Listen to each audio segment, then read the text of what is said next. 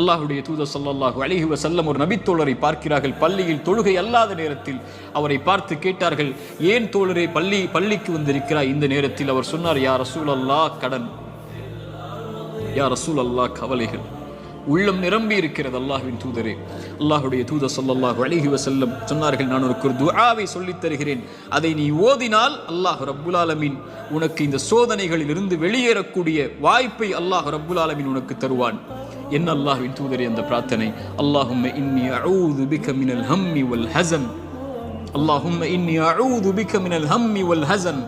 யா அல்லாஹ், என்னுடைய துக்கம், என்னுடைய எதிர்காலம் என்ன ஆகப் போகிறது, நான் எதை நோக்கி செல்லப் போகிறேன், என்னுடைய வருமானம் என்ன ஆகப் போகிறது, இவ்வளவு கஷ்ட இழப்புகளை சந்தித்து விட்டேனே, இனிமேல் என்ன ஆகப் போகிறது என்ற கவலையில் இருந்தால், யா அல்லாஹ், அந்த துக்கத்தை நீக்கு யா அல்லாஹ். எதிர்கால கவலைகளை பற்றிய கவலையை உள்ளத்திலிருந்து நீக்கு யா அல்லாஹ். வல் ஹஸன்,